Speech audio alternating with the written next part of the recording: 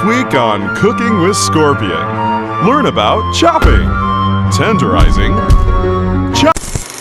Oke coy, sebelum ke pembahasan, gue terima kasih banyak ke lo semua yang udah mengklik video ini dan selalu support gue. Kali ini gue akan bahas beberapa karakter yang perannya nggak ngapa-ngapain di Mortal Kombat. Masing-masing karakter ini memang pernah muncul di game, tapi banyak yang merasa langkah kisahnya kurang berkesan, atau malah seperti ya kayak lo ada gitu doang sih. Kita mulai dari yang paling underrated, Kai, debut di Mortal Kombat 4 tahun 97. Kai muncul pertama kali sebagai petarung Afrikan yang lincah dan gesit. Seperti halnya Liu Kang, bro juga seorang biksu Shaolin, anggota White Lotus, dan punya jurus-jurus api coy. Di lore, Kai dikenal sebagai teman seperguruan Liu Kang, dan bahkan ikut menyelamatkan Dewa Angin Fujin dalam komik MK4. Bro ini juga dapat hoki coy, dikasih tongkat peti Raiden pada endingnya. Lalu berpetualang mencari jati diri gitu. Langsung jadi kayak religius gini sih beliau. Tapi setelah itu ceritanya senyap. Kai cuma muncul lagi di mode cerita sampingan, Conquest mode Mortal Kombat Deception, yang sebenarnya tentang Shujinko. Lalu di Armageddon, beliau muncul lagi sebagai karakter playable, yang intinya dia nggak pernah jadi tokoh penting dalam cerita utama coy. Ya sebenarnya beliau punya latar belakang menarik, tapi emang nggak pernah jadi kunci cerita besar. Maka dari itu, kita anggap dia nggak ngapa-ngapain. Kemudian Jarek, debut di Mortal Kombat 4. Jarek adalah tangan kanan Keno di klan Black Dragon. Dia digambarin kasar dan punya kesabaran setipis perannya. Ya, Jarek juga dianggap copy paste jurus milik Keno di awal-awal game. Dalam cerita, Jarek muncul sebagai anggota Black Dragon, yang kemudian ikut memerangi Shinnok bersama Sonya Blade dan kawan-kawan Earthrealm saat Shinnok menyerang. Setelah itu kisah Jarek berlanjut ke Mortal Kombat Armageddon, yang dimana dia akhirnya bergabung dengan Quan Chi demi membalas dendam dengan teknik kematian. Walaupun punya peran di dua game besar, Jarek tetap saja perannya kecil banget di antara roster karakter MK. Bro sering dianggap kalah pamor dibanding bosnya. Terus di cerita lanjutan, kalaupun muncul, cuma sebagai antek atau tumbal. Dan gue yakin, para player lama pasti cuman yang diingat adalah kematian konyolnya saat dijatuhin ke jurang sama Jax di endingnya kan? Shujinko, debut di Mortal Kombat Deception. Shujinko adalah karakter yang unik dan gak tahu ya, ini orang gokil banget anjir. Dia nih ditugasin oleh semacam roh Elder Gods bernama Damashi untuk mengumpulin 6 kepingan pusaka Kamidogu. Cerita Conquest mode Deception berfokus padanya. Dia berkeliling banyak alam, menyerap jurus para petarung, dan tanpa sadar diperalat oleh Damashi yang sesungguhnya adalah Onaga. Akibatnya, Shujinko malah membangkitkan Onaga tanpa sadar. Nih ya, lo bayangin aja pak, seluruh hidup lo habisin buat nyari jimat, ampe tua, yang pada ujungnya cuman scam doang fuck. Petualangannya si beliau ini cuman terjadi di satu jalur cerita, yang kemudian dibatalkan oleh reset waktu di MK Reboot, Mortal Kombat 9. Dengan kata lain, meski Shujinko tampil besar di Deception setelah timeline di reset, usahanya jadi makin sia-sia dong. Selain itu, ceritanya juga disampaikan lewat mode cerita sendiri, bukan game utama. Jadi banyak penikmat lore yang tidak terlalu peduli. Pandangan umum, Shujinko sempat hebat sebentar, tapi akhirnya kisahnya diabaikan dalam alur utama baru, sehingga terasa sia-sia aja gitu. Dan setelah itu, gak ngapa-ngapain. Next, Striker. Debut di Mortal Kombat 3 tahun 95, Curtis Striker adalah polisi New York, pemimpin Brigade Penindas Kerusuhan, atau Riot Control.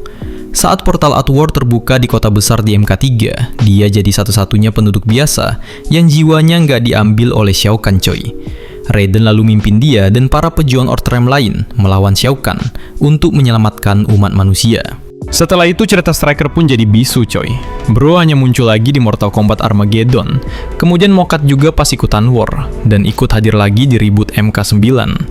Mokat lagi jadi Revenant sampai MKX, dan di MK1 jadi cameo. Udah nggak ngapa-ngapain karena dia nggak punya keterkaitan khusus dengan alur utama.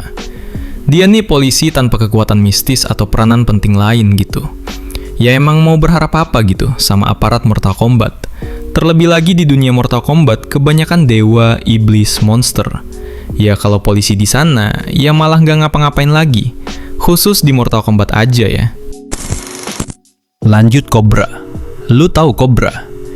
Cobra awalnya adalah pemain jago bela diri jalanan yang haus adrenalin. Mirip ninja alias skateboarder. Ia direkrut kembali oleh Cable bersama Kira ke klan Black Dragon yang baru dibentuk. Sebagai anggota Black Dragon, Cobra jadi bagian tentara Cable coy. Di animasi MK Snowblind kalau lu juga nonton, sumpah. Nih orang songong banget anjir. Nah, Cobra ini bener-bener nggak punya cerita penting. Bro cuman muncul sekilas di mode Conquest Armageddon sebagai lawan training karakter utama Conquest, lalu masuk daftar kombatan yang mati di akhir cerita juga. Nggak ada storyline khusus yang mengangkatnya. Banyak penggemar melihat Cobra sebagai karakter yang dibuat untuk mengisi roster doang gitu. Tampak keren sih, punya desain unik, tapi sebenarnya cuma figuran. Makanya ia sering disebut nggak ngapa-ngapain, karena tidak punya ambisi, latar belakang mendalam, atau sumbangsi di cerita besar Mortal Kombat. Nitara. Nah, siluman vampir ini debut di Mortal Kombat Deadly Alliance. Nitara adalah vampir dari realm Vatternus. Tujuannya di cerita adalah membebaskan tanah airnya yang selama ini tergabung ke Outworld. Dalam Deadly Alliance, Nitara mengatur supaya Cyrex mengembalikan sebuah orb ajaib yang mengikat Vatternus ke Outworld. Berkat usaha itu, Vatternus akhirnya lepas dan merdeka. Menurut gue ya, ini cewek yang paling gak ngapa-ngapain sih di MK. Di luar pot juga, Nitara kembali menghilang dari alur utama. Setelah Deadly Alliance, kisah besar yang melibatkan Elder Gods, Onaga, Shinnok, dan Shao Kahn tidak lagi membutuhkan peran Nitara. Bro nggak tampil dalam Deadly Alliance, sampai selanjutnya juga tidak muncul di timeline baru MK setelah reboot. Kecuali MK1, meski ikut lagi di MK1, perannya juga selesai setelah terbang ke sini. Nah, ya, itu dia. Dan di film Mortal Kombat, Kung Lao memperjelas perannya, coy. Dan setelah itu, ya udah, nggak ngapa-ngapain. Lanjutnya ada Boraicho, debut di Mortal Kombat Deadly Alliance. Juga Boraicho adalah guru bela diri Drunken Fist, yang agak gila sih, tapi baik hati. Ia melatih banyak tokoh utama Earthrealm, seperti Liu Kang, Kung Lao, bahkan Kai dan Sujinko loh. Di Deception juga dia bantu Sujinko buat memahami perjalanan misinya coy. Ya perannya semacam mentor lah di Mortal Kombat. Terus muncul lagi di MKX. Beliau ini teman si Raiden yang membantu Raiden juga untuk dapatkan informasi dari Shinnok dan Quan Chi. Namun sayangnya bro, malah mokat coy. Dan ya cuman bantu-bantu doang sih. Habis itu gak ngapa-ngapain. Next, Reiko, debut di Mortal Kombat 4. Reiko pertama kali muncul sebagai prajurit Outworld yang tabah dan kelam. Ia dulunya letnan di pasukan Shinnok yang kemudian pindah kawan ke Shao Kahn. Sekilas desainnya mirip ninja dan punya daya tarik lebih. Dan tahu nggak lo, Reiko ini sebenarnya fans berat Shao Kahn coy. Dulu ini sebenarnya adalah desain dari karakter Shao Kahn.